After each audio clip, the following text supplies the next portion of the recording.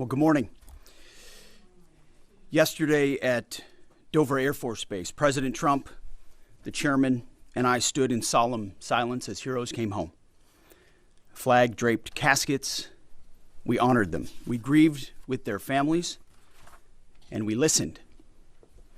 What I heard through tears, through hugs, through strength, and through unbreakable resolve was the same from family after family.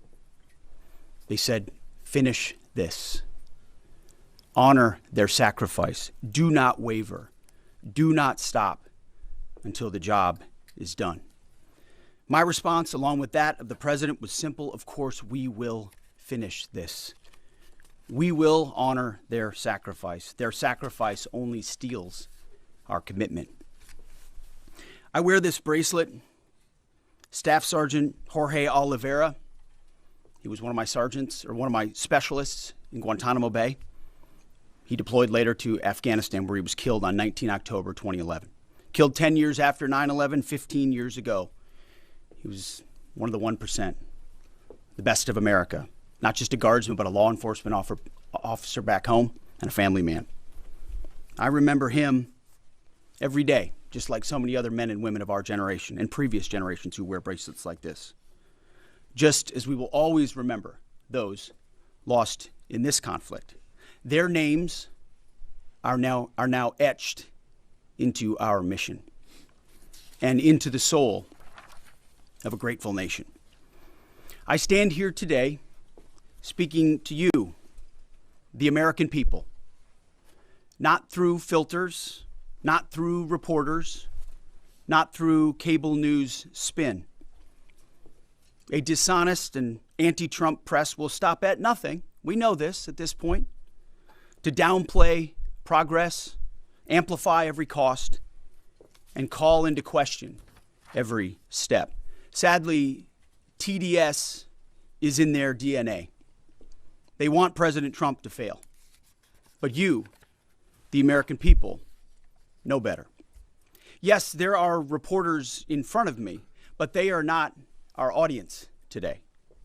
It's you, the good, decent, patriotic American people. You, the hardworking, tax-paying, God-fearing American patriots. The media here, not all of it, but much of it, wants you to think, just 19 days into this conflict, that we're somehow spinning toward an endless abyss or a forever war or a quagmire. Nothing could be further from the truth. Hear it from me, one of hundreds of thousands who fought in Iraq and Afghanistan, who watched previous foolish politicians like Bush, Obama, and Biden squander American credibility. This is not those wars. President Trump knows better. Epic fury is different. It's laser focused. It's decisive. Our objectives, given directly from our America First president, remain exactly what they were on day one.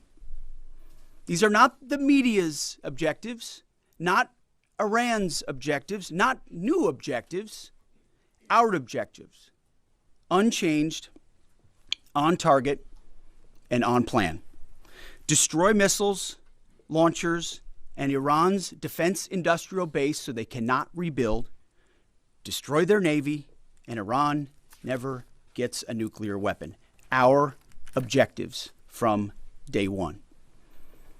To the patriotic members of the press, nobody can deliver perfection in wartime.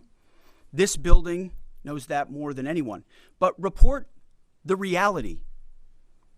We're winning decisively and on our terms. Iran is a vast country, and just like Hamas and their tunnels, they've poured any aid, any economic development, humanitarian aid into tunnels and rockets. That's what they did with Hamas. Iran has funneled decades of state resources, not to their people, but into missiles and drones and proxies and buried facilities. But we are hunting them down methodically, ruthlessly, and overwhelmingly, like no other military in the world can do. And the results speak for themselves. To date, we've struck over 7,000 targets across Iran and its military infrastructure. That is not incremental. That is overwhelming force applied with precision. And again, today will be the largest strike package yet, just like yesterday was. As I've said from day one, our capabilities continue to build, Iran's continue to degrade. We're hunting and striking death and destruction from above. Iran's air defenses flattened. Iran's defense industrial base, the factories, the production lines that feed their missile and drone programs, being overwhelmingly destroyed. We've hit hundreds of their defense industrial bases directly. Their ability to manufacture new ballistic missiles has probably taken the hardest hit of all. Ballistic missile attacks against our forces, down 90% since the start of the conflict. Same with one-way attack UAVs, think kamikaze drones, down 90%. Now, the Iranians will still shoot, we know that, but they would shoot a lot more if they could, but they can't. The last job anyone in the world wants right now? Senior leader for the IRGC, or Besiege. Temp jobs, all of them. And to borrow a page from Admiral Ernest King in World War II, we've decided to share the ocean with Iran. We've given them the bottom half. We've damaged or sunk over 120 of their Navy ships, with battle damage assessments pending for many more. You see, oftentimes we have to wait a few days on battle damage assessment to get the real number. Their surface fleet is no longer a factor. Their submarines, they once had 11, are gone. Their military ports are crippled. Iran has terrorized the United States and our interests for 47 years. Their core industries, not steel or agriculture or tourism, their core industries are state-sponsored terrorism, proxy militias, underground networks, ballistic missiles, and a violent, messianic, Islamist ideology chasing some sort of apocalyptic endgame. A regime like that, refusing to abandon its nuclear ambitions, is not just a regional problem. It's a direct threat to America, to freedom, and to civilization. The world, the Middle East, our ungrateful allies in Europe, even segments of our own press should be saying one thing to President Trump. Thank you. Thank you for the courage to stop this terror state from holding the world hostage with missiles while building or attempting to build a nuclear bomb.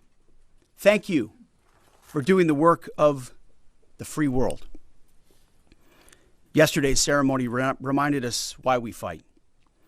Not for nation building or democracy promotion, but to crush direct threats to America, Americans, and our interests. We fight to win, and we are winning on our terms, following our objectives. My 13-year-old son popped into my office last night while I was editing these remarks. He asked about the war and the families I met at Dover. And I looked at him and I said, they died for you, son, so that your generation doesn't have to deal with a nuclear Iran. It's the truth. And they did. So to the families who said, finish this, we will. And I say the same to every American who wants peace through strength. May Almighty God continue to bless our troops in this fight. And again, to the American people, please pray for them. Every day, on bended knee, with your family, in your schools, in your churches, in the name of Jesus Christ. To the troops, keep going, and Godspeed. Over to you, Mr. Chairman. Thank you, Mr. Secretary. Ladies and gentlemen, good morning, and thank you all for being here. I also had the honor yesterday, as the Secretary said, of traveling up to Dover with the President to welcome home our 6 fallen. It was an honor and a privilege for me to be there and to say thank you to their families. And I want to mention their names this morning. From the 6th Aerial Refueling Wing out of MacDill Air Force Base, Florida, but stationed as part of an active associate unit at Birmingham, Alabama, Major Alex Klenner, John Alex Klenner, Major Ariana Savino. She was posthumously promoted from captain to major, and Technical Sergeant Ashley Pruitt, the boom operator on that crew.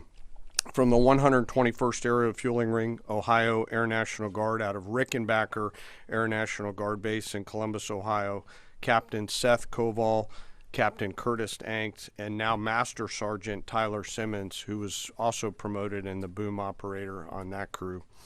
To a person and every family member I spoke with yesterday, they all shared that their family members loved serving, they loved being part of a great team and a crew, and they loved airplanes and aviation. Our nation's tanker crews really are unsung heroes, incredible warriors who put their lives on the line so we can continue to take the fight to an enemy. I've personally witnessed their courage and tenacity many times, from the morning of September 11th, where they answered my call for some help, to the skies over foreign countries where they've come forward out of their safe tanker track to give me gas when I simply could not leave a ground force that was engaged in a firefight. They've answered the call and come forward time and time and time again. I'm filled with incredible pride and gratitude for all that the tanker crews do, our pilots, our boom operators, and the maintainers. And to the families of our 6 fallen, know that we share your grief. Our nation will never forget their sacrifice, and we will never forget their names. Our entire joint force mourns with you today, and will continue to remember their incredible gift of a great example for all of us. Now let me turn to an operations update.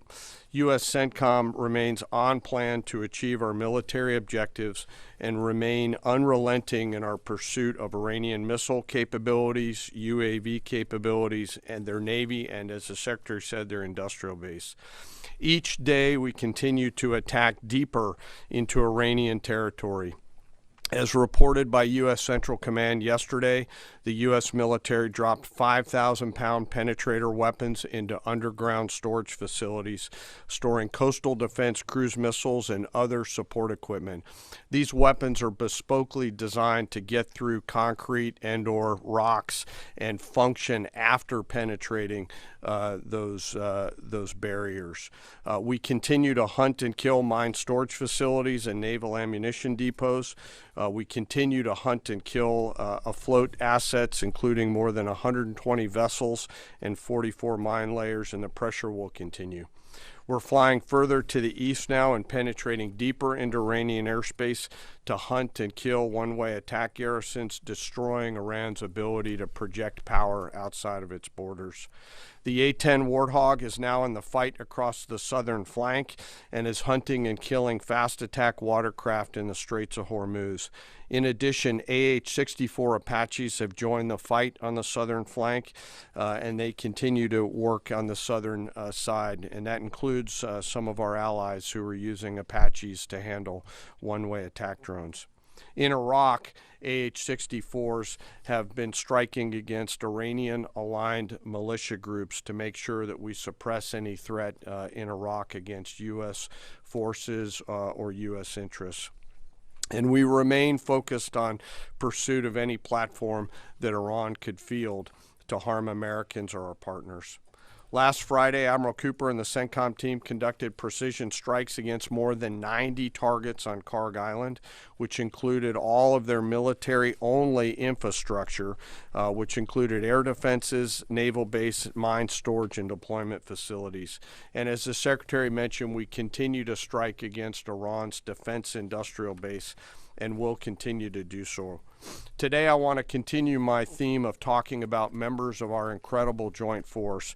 Today, I want to talk about some exceptional airmen who are engaged in the fight daily.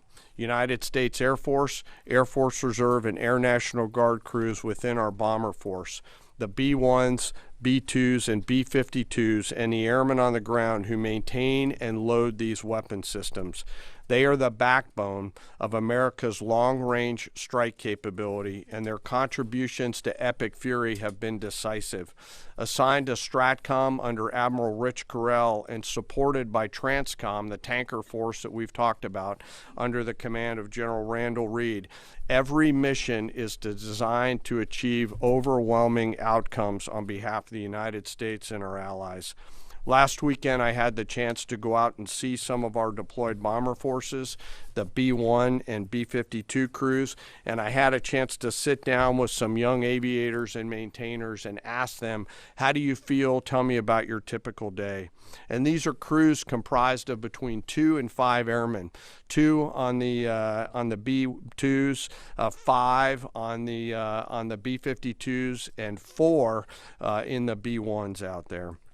Some of these Americans are in their early or mid-20s, and we give them the gift of this incredible responsibility, hundreds of thousands of pounds of aircraft, and they take off and go do our work as required. Their mission actually begins the day prior when they're given a target or a bunch of targets, and they begin to study those targets, look at what are the effects required, what are the weapons required to get there, how will we program these weapons, what is the weather, what is the tanker flow. It's an incredibly complex problem that we give each and every one of these crews, and they work it over the period of 24 hours prior, get some rest, and then step out the door to go fly. The last thing they do is they check all of their equipment, their oxygen mask, survival gear, load pistols, and get ready to go. They crank the jets about an hour prior to takeoff and then launch into the daylight, doing their pre-flight checks, and as the kids say, lock in and prepare to go to war, sometimes on a long and stressful journey. During the flight, they're surrounded by technology and capabilities, and they'll do multiple aerial refueling efforts across tankers on the way to the AOR, area of responsibility, either coming from the States or coming from a forward deployed basing. And I will tell you, as a fighter pilot, getting gas is a lot easier in an F-16 than it is in a B-1, B-2, or a B-52, where you are handling this airplane. It is a physical thing, unlike a fighter that's a lot easier. And they stay on that boom for sometimes up to 30 minutes, taking hundreds of thousands of pounds of gas. It is a physical, demanding thing to take gas, and they do it multiple times on the way there, and they do it multiple times on the way home. As they enter the operating area, they bring the entirety of America's joint force together to go do the things that we've tasked them to do, to put bombs on time, on target, with the proper effects. And I know they're feeling a range of emotions, but the thing the American people should take away from it is they're filled with a focus that is incredibly impressive. And they have fear, of course, but their bigger fear is, dear God, please don't let me screw this up, the warrior's prayer that we all have in our souls. In the days of epic fury, they were shooting, as we've talked about in this room, a lot of standoff weapons. Now we've switched and rolled, as I mentioned last week, to stand-in weapons. And behind each and every one of them are incredible maintainers and weapons builders who go out there and make sure these aircraft and their weapon systems are ready to go. These airplanes are so big that they're not in hangars. They're out in the cold, out in the snow, out in the rain. The bombs are being built outside for protection and to make sure that it's safe, and they do it 24/7, 365. It's not comfortable work, but when you go spend just a minute with these incredibly young Americans who are so motivated, you cannot come away from that exchange not being hopeful for America's future. It is simply awesome. And we hand these Americans, young Americans, incredible and weighty responsibility, and they deliver every single time. Quietly, with professionalism and humility, doing the things that we ask them to do. In conclusion, we will continue major combat operations. As the Secretary said, we continue to get busier. I know the Secretary and I share that we're incredibly proud of 2.8 million members of our joint force. I am personally, and we are personally grateful for the tenacity and professionalism of the brave men and women who serve inside STRATCOM, CENTCOM, SpaceCom, CyberCom, TRANSCOM, and the rest of the joint force. And I'll close where I started. I ask today that we remember those 6 fallen that came home. They represent the best of our nation. For those families that are feeling the pain, know that we are with you and will remain with you. May we always prove worthy of their sacrifice. And I'll turn it back over to you, sir. Thank you, Mr. Chairman. Take a couple questions. Thank you, Mr. Secretary. Thank you, Mr. Chairman. Given the updated degradation in strike target numbers you laid out, how close would you say we are towards achieving the President's objectives, and what is the end game of the operation without divulging any sensitive battle plans? Well, we wouldn't want to set a definitive time frame on that, but as we've said, we're on plan. So we're looking at those metrics very closely, relaying that to the President and the National Security team, but feel confident that as, again, we're more stand in means we're over the top, even further in, and we have even more of an exact sense of what we're striking and why, and even more dynamically, meaning because the intelligence improves, we're able to more quickly identify targets when they, let's say they come out of an underground facility where they've been hiding and able to strike it before it strikes or right after it shoots. But we're very much on plan, and that's why I want to speak to the American people here. You hear a lot of noise about widening or new missions or speculation about what we should or should not be doing. This is a clear set of objectives. The President has given us every capability we need to accomplish that. We've got the best in the world in uniform executing it on the ground.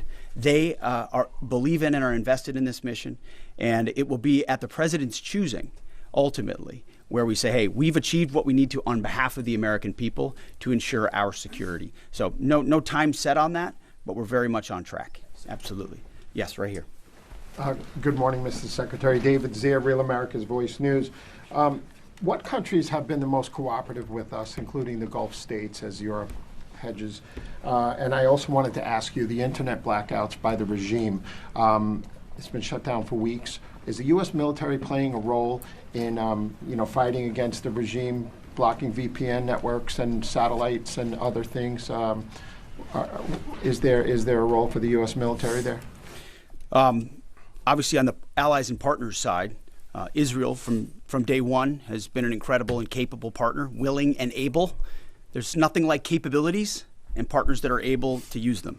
The Gulf states have stepped up incredibly. In fact, Iran's sort of reckless attempt to strike civilian infrastructure and other things has brought countries who maybe would have not been as all in as they are today squarely into our orbit. And we're proud to be defending with them, standing with them, you name it.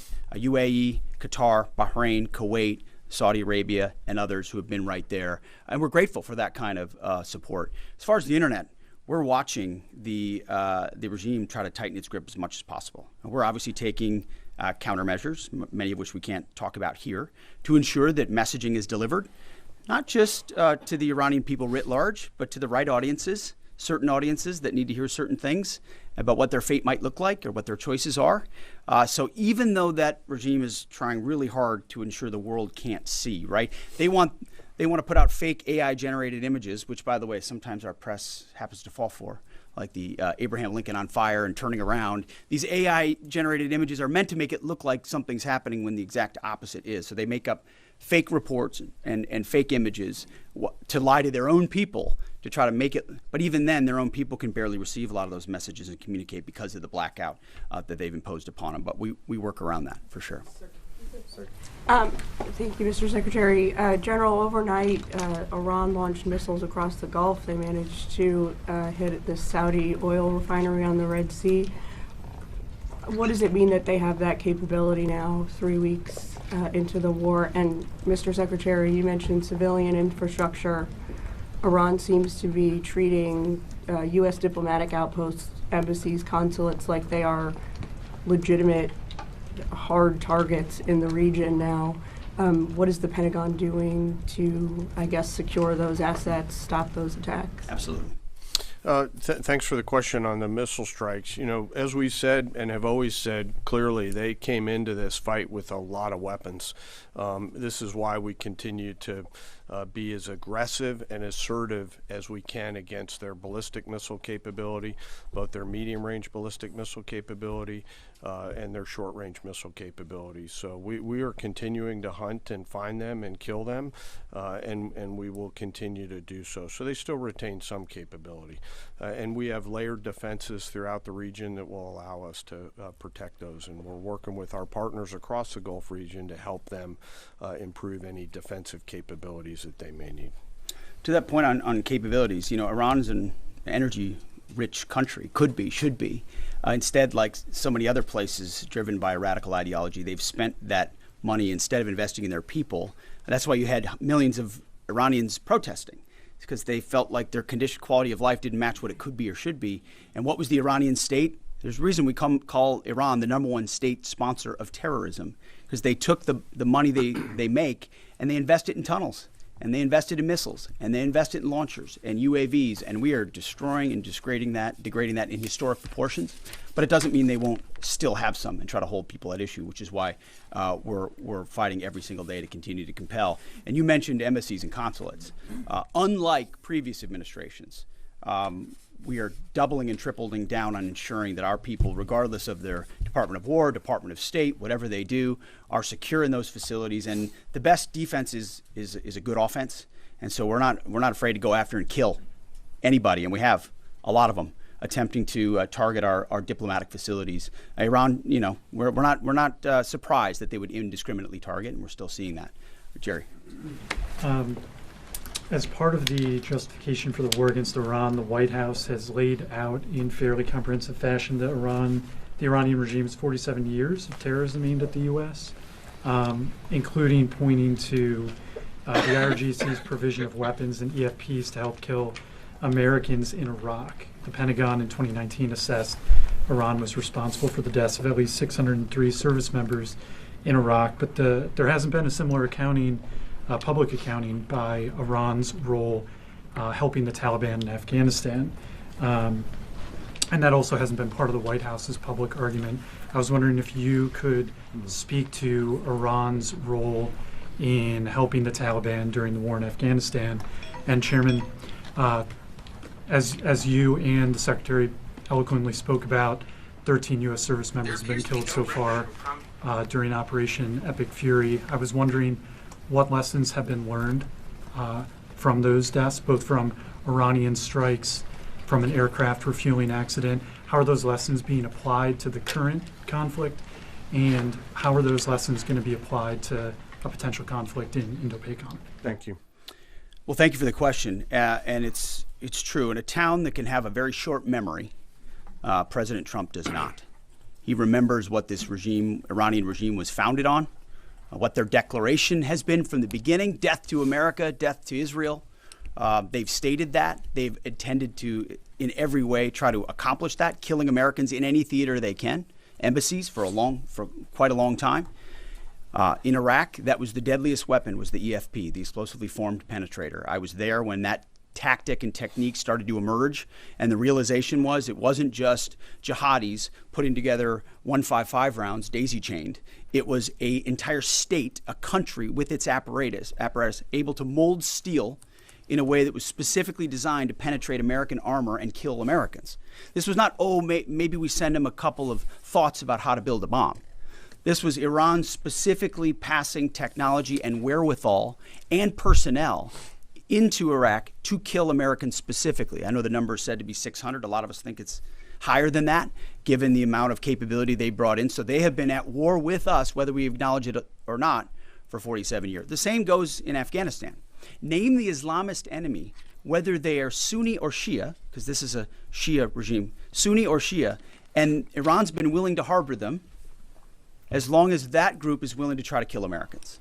So the enemy of their enemy has been their friend as well in the Islamist world. So Iran, whether it's Iraq, whether it's Afghanistan, whether it's around the world, has been targeting Americans. And what they wanted in this context, and what President Trump would not tolerate, is a regime of that nature being closer and closer to nuclear capabilities, a capability they would have said they would want to use, and we ought to believe what our enemies say they would do if they got the most dangerous weapon in the world. So it's been across every theater that Iran's been a threat to America, and sometimes we have to remind folks of that, but thank goodness we have a commander-in-chief who, on behalf of this country, has internalized that and said, hey, we're going to do something about it. Jerry, I do want to talk about the lessons learned question because it's important to me. I won't share particular tactical lessons, and the KC-135 incident is under investigation. But I do want to talk about how I think about this and how we think about it. And this is something that I'm pretty passionate about. I believe the Joint Force has to be a very fast learning organization. Early, often, and always. And so in each case, both at the strategic, operational, and tactical level, we've charged the Joint Force to look at themselves and say, what was our plan? Well, first, did we have a plan, yes or no? The answer is always yes, because we plan for literally everything. Did we execute our plan, yes or no? If we did it work? If not, why not? If we didn't execute our plan but did something better, what's the lesson learned associated with that? And then how do we quickly capture those lessons after every loss or every engagement and quickly adopt those lessons and then share them across the entirety of the Joint Force? And inside the Joint Staff, we've tasked our J7 Directorate under the lead of Lieutenant General Lazewski, a United States Marine, to be extremely entrepreneurial in harvesting and capturing those lessons in a proactive and not reactive way. In fact, we've got teammates from the J7 who are now spread out across the CENTCOM theater, both here in the States and forward, to ensure that in every opportunity we do not miss a chance to grab that lesson and quickly accelerate it into the practice that we adopt inside the Joint Force, so that if there's a loss or if there's something that we can learn from, that we learn it not only in the CENTCOM AOR, but we adapt it across all of the combatant commands, not just Indo-PACOM. And it's across all of the warfighting functions. I've asked them to look rigorously, to check our egos at the door, to remember this is about what's right, not who's right, and to be clinical around the way we look at lessons learned, because we owe it to the force to do that. Thanks for that question. Absolutely. Brown jacket in the back. Thank you, Mr. Secretary. Jonathan Dre with Roca Politics.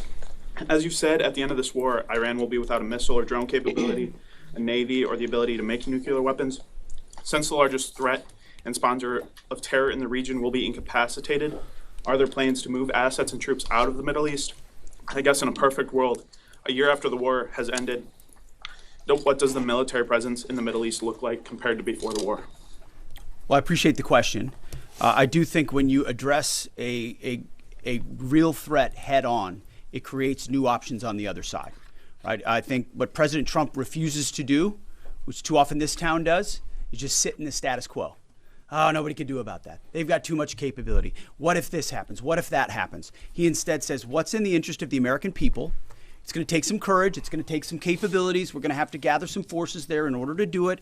We're not going to tell people how many or how long or what we're willing to do or what we're not willing to do.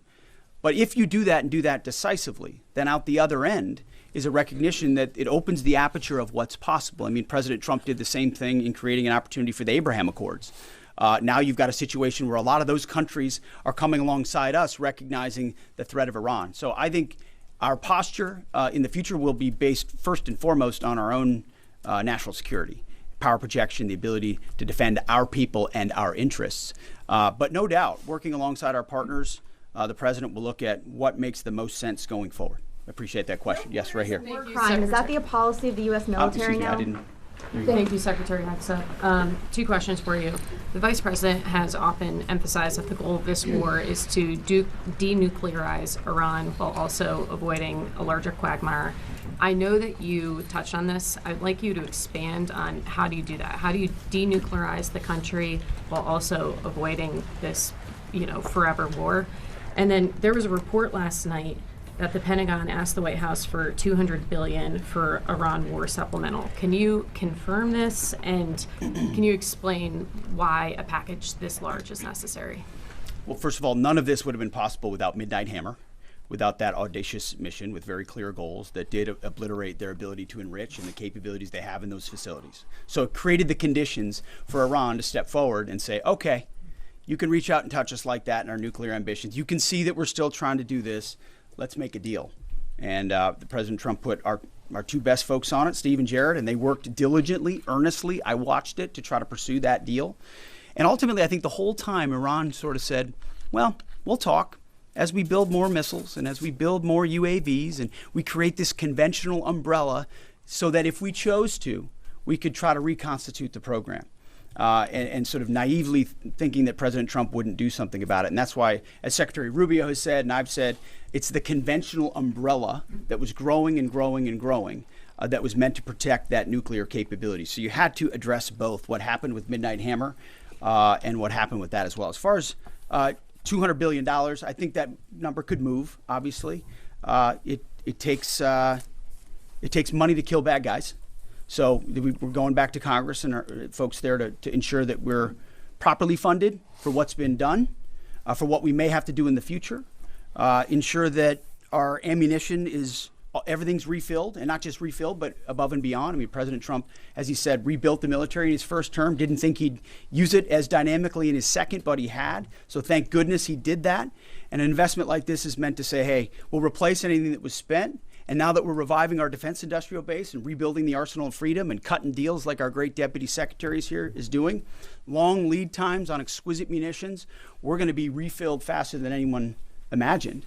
And I think, we're also still dealing with the environment that Joe Biden created, which was depleting those stockholds and not sending them to our own military, but to Ukraine, which is every time we reach back and look at any sort of a challenge we have, it goes back to, well, send it to Ukraine.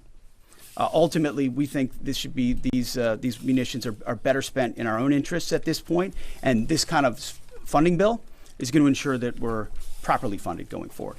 We'll take one more. Right Thank you, sir. Thank you, Mr. Chairman. Jordan Conradson with the Gateway Pundit. So with the strike yesterday on South Bar's gas field, if the U.S. didn't know about it or didn't approve of it, it kind of seems like a trend of Israel apparently pursuing their own objectives over U.S. objectives. I'm not sure if you agree with that, but the president has said he doesn't want to hit Iran's oil infrastructure right now.